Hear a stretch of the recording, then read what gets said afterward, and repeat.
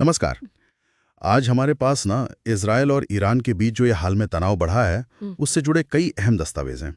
हमारा काम है इनमें से वो खास जानकारी निकालना ताकि ये समझ सकें कि असल में जमीन पर हो क्या रहा है। जी। इन दस्तावेजों में सैनिक कार्रवाइयों का जिक्र है, आम लोगों पर क्या असर पड़ा है वो है, और नेताओं के बयान, दुनिया भर से क्या रिएक्शन आ रहे हैं, सब कुछ। तो चलिए देखते हैं इनमें क्या है। बिल्कुल, और हम कोशिश करेंगे ये समझने की कि ये जो टकराव है इसकी मुख्य बातें क्या हैं, कौन क्या कह रहा है और इसका आगे असर क्या पड़ सकता है। हाँ, तो शुरुआत करते हैं इजराइल के ऑपरेशन राइजिंग लायन से। सुनने में आ रहा है कि ये एक बहुत बड़ा हवाई हमला था। ईरान के परमाणु और फौजी ठिकानों पर तेहरान, नतान्स, इस्फहान, ये सब नाम आ रहे हैं, और करीब 200 लड़ाकू विमान और लगभग 100 ठिकाने। ये तो बहुत बड़ा ऑपरेशन लगता है। जी हाँ, और बात सिर्फ हवाई हमले तक ही नहीं थी, ऐसा लगता है। कुछ सूत्रों के मुताबिक इजराइल की जो खुफिया एजेंसी है मोसाद, अच्छा। उसने ईरान के अंदर ही ड्रोन से कुछ गुप्त ऑपरेशंस भी किए हैं। इनका मकसद शायद ये था कि मिसाइल लॉन्चर या एयर डिफेंस सिस्टम को बेकार कर दिया जाए। मतलब हमले से पहले ही या साथ साथ? हाँ, शायद साथ साथ या ठीक पहले। तो ये पूरी तरह एक सोची समझी कार्रवाई नजर आती है। और फिर ईरान ने कैसे जवाब दिया इसका? देखिए, ईरान ने भी जोरदार जवाब दिया। कई चरणों में बैलिस्टिक मिसाइलें और ड्रोन इस्तेमाल किए गए। कितनी संख्या में, कुछ अंदाजा है? संख्या को लेकर ना थोड़ी अलग अलग बातें हैं। कहीं सुनने में आ रहा है कि करीब 400 मिसाइलें और 1000 ड्रोन थे, तो कहीं रिपोर्ट्स 200 से 1000 मिसाइलों की बात कर रही हैं। जैसे जैसे तनाव बढ़ा ये आंकड़े भी बदलते रहे। और निशाना कहाँ था? निशाना इजरायली शहरों पर था। तेल अवीव, बेरशेबा, मतलब आबादी वाले इलाकों को टारगेट किया गया। ओहो, तो फिर आम लोगों पर इसका क्या असर पड़ा, ये जानना बहुत जरूरी हो जाता है। बिल्कुल। ईरान के हमलों से इजराइल में जो नागरिक इलाके हैं वहां नुकसान हुआ। बेरशेबा का जो सरोका अस्पताल है, अस्पताल पर भी? जी, उस पर भी हमला हुआ और वहां कम से कम 24 से 65 लोगों के घायल होने की खबर है। स्थानीय रिपोर्ट्स में थोड़ा फर्क है आंकड़ों में। और दूसरी तरफ ईरान में इजरायली हमलों से वहां क्या हुआ? ईरान में स्थिति कहीं ज्यादा गंभीर बताई जा रही है। इजरायली हमलों में मरने वालों की संख्या सैकड़ों में है। सैकड़ों में? हाँ, कुछ रिपोर्ट 224 कह रही हैं, कुछ 600 से भी ज्यादा। और मरने वालों में सिर्फ सैनिक नहीं, IRGC के कमांडर हैं, कुछ वैज्ञानिक हैं और आम नागरिक भी हैं। बाप रे। और सैकड़ों लोग घायल भी हुए हैं वहां। जाहिर है ऐसे माहौल में फिर नेताओं के बयान भी काफी तल्ख हो गए होंगे। हाँ, बयानबाजी तो एकदम चरम पर है। इजरायली प्रधानमंत्री नेतन्याहू का एक बयान तो काफी सनसनीखेज माना जा रहा है। क्या कहा उन्होंने?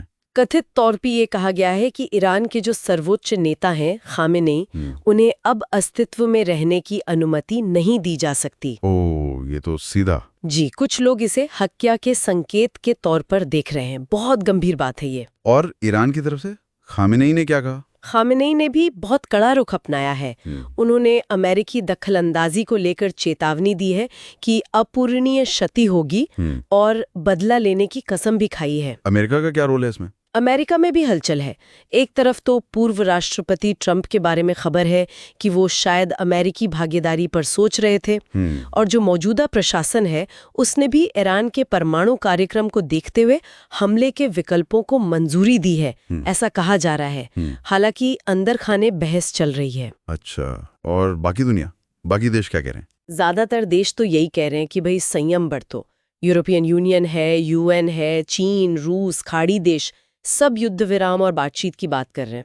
कोई मध्यस्थता की कोशिश भी कर रहा है? हाँ, ओमान और कतर जैसे देश कोशिश कर रहे हैं कि कूटनीतिक रास्ता निकले। लोगों को निकालने की भी बात हो रही थी शायद। जी हाँ, कई देश अपने नागरिकों को वहां से निकाल रहे हैं। भारत ने भी 18 जून को ऑपरेशन सिंधु चलाया था। हाँ, सुना था मैंने। और करीब 110 भारतीय नागरिकों को ईरान से सुरक्षित निकाला गया। अच्छा। दूसरी तरफ रूस और चीन जैसे देश अमेरिका को चेतावनी दे रहे हैं कि वो सैन्य दखल न बढ़ाए। तो मतलब ये संघर्ष और भी बढ़ सकता है? क्या स्थिति है अभी? देखिए, खतरा तो बना हुआ है। बहुत नाजुक मोड़ पर है मामला। परमाणु हमले की आशंका तो खैर कम मानी जा रही है, लेकिन विशेषज्ञ ये चेतावनी दे रहे हैं कि ये एक बड़े क्षेत्रीय युद्ध में बदल सकता है, जिसमें दूसरे गुट, प्रॉक्सी वगैरह शामिल हो सकते हैं और अमेरिकी सेना भी निशाने पर आ सकती है। और एक और चिंता की बात जो सामने आ रही है जी, कि नागरिक ठिकानों पर हमले हुए हैं। हाँ। अस्पताल, ऊर्जा संयंत्र। हाँ, ये बहुत गंभीर बात है। इससे अंतर्राष्ट्रीय कानूनों के उल्लंघन का सवाल उठता है। युद्ध अपराधों के दावे भी हो रहे हैं। तो क्या शांति की कोई कोशिश भी हो रही है इस बीच? हाँ, कोशिशें भी जारी हैं। जैसे नोबेल शांति पुरस्कार विजेता नरगिस मोहम्मदी हैं और कई दूसरे कार्यकर्ता, वो दोनों तरफ से अपील कर रहे हैं कि लड़ाई रोकी जाए, आम लोगों की तकलीफ पर जोर दे रहे हैं। और यूरोपियन यूनियन और यूएन ने मिलकर हाँ। जेनेवा में बातचीत भी तय की है ताकि कोई रास्ता निकल सके। तो कुल मिलाकर हमने देखा कि सैनिक कार्रवाई हुई, फिर जवाबी हमले हुए, आम लोगों को भारी नुकसान हुआ और कूटनीतिक स्तर पर भी बहुत कुछ चल रहा है। सब बहुत तेजी से हो रहा है। बिल्कुल। और ये सारी जानकारी देखते हुए ना, एक गहरा सवाल मन में आता है जिस पर शायद आगे सोचना चाहिए। क्या सवाल? कि जब किसी लड़ाई में अस्पतालों या बिजली घरों जैसे नागरिक ठिकानों को मतलब सिविलियन इंफ्रास्ट्रक्चर को निशाना बनाया जाता है, तो इसका जो युद्ध के नियम हैं या जो भविष्य में शांति कायम करने की कोशिशें होंगी, उन पर क्या असर पड़ता है? ये एक ऐसा पहलू है जिस पर इन स्रोतों के आधार पर और गौर करने की ज़रूरत है।